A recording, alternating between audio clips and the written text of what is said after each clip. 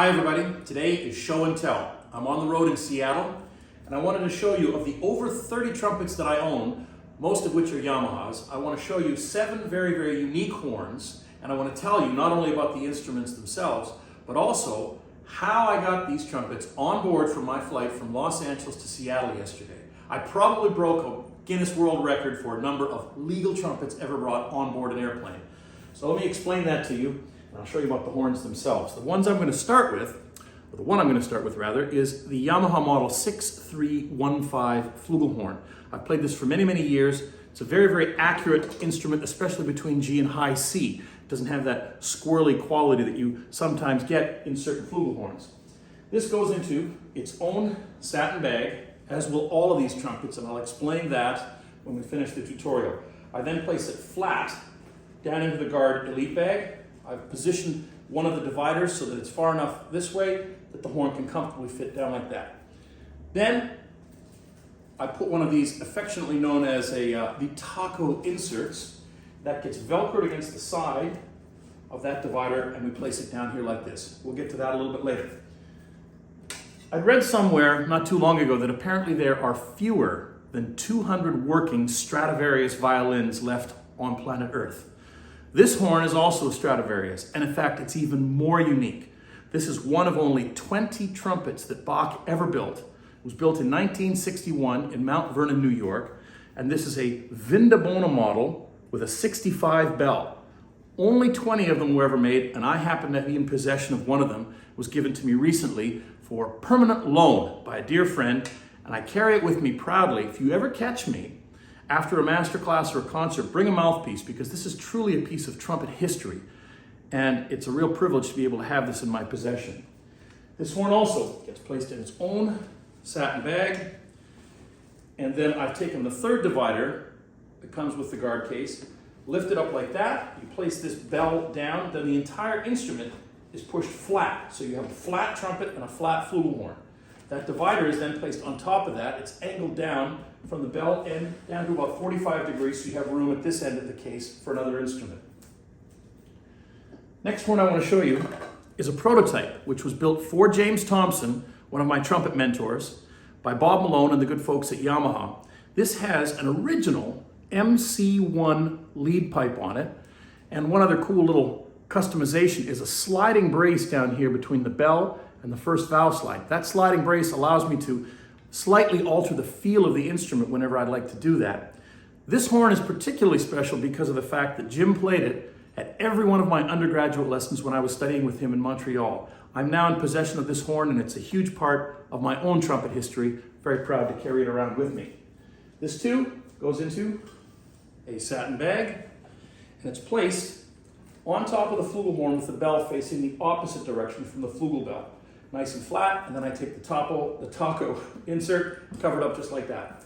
Next one I'm going to show you is my go-to B-flat trumpet. This is the Mark II Model 6335 Yamaha. I bought it in early college, and now it's affectionately just known as the Cancer Blows trumpet. And of course, that's in reference to my dear friend, as an homage to Ryan Anthony, the great trumpet player and human being, and one of my dearest colleagues, as a permanent reminder of his legacy and all the great work that he did. This too goes into a satin bag, and it's placed on top of, with bell facing the opposite direction from the B flat that I put down there earlier. The last trumpet I wanted to show you is, well, not quite the last, but the last one going into this case, is a rotary B flat trumpet made by Schagel in Austria. I had broken my elbow a few years ago and was having difficulty holding a horn, and I saw this at a trade show in Los Angeles, and I held it.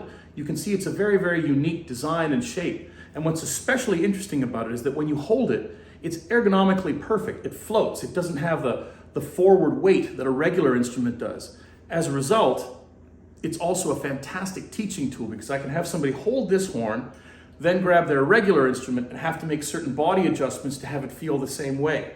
Those body adjustments are really important because it allows you to maximize not only the potential of the instrument, but your relationship physically to what you're playing. So it's a very, very effective teaching tool to show people efficiencies that they can apply to their regular instruments. This one also goes into a bag like this, and especially because it's such a unique shape, I wanted to include it in this tutorial. It's placed down flat with the bell just slightly behind where the B flat bell is here and just slightly ahead of the C trumpet bell. Now you have all 5 horns in here, you're ready to close the case. This takes a little bit of finessing, but any serious traveler knows exactly how to close these kinds of zippers. And there are ways to do this very, very comfortably and conveniently, so you're not only not damaging instruments, you're closing it very effectively. Boom. You have 5 trumpets in a case. Now, I was going to show you the other 2 that I managed to get on board with what appears to be a garden variety, very simple and small looking computer bag, which I carry over my shoulder. But it's not. It's made by Briggs & Riley. And if you travel, you know Briggs & Riley is the best quality in the business. With that in mind, I wanted to show you this particular horn. It's an instrument that was built for me by Yamaha. It's an E-flat D trumpet with some very unique characteristics to it. They built it for me so that I could record the Haydn and the Hummel concertos a few years ago. And it basically combines a trumpet body with a custom-made cornet bell. As a result, it has a lot of the warm characteristics of a conical instruments, like those in the cornet family, but also the accuracy, the centering qualities of a trumpet. It's a very, very unique sound. It's a unique feel. I'm especially proud to own this from Yamaha, and thank you very much for making it for me.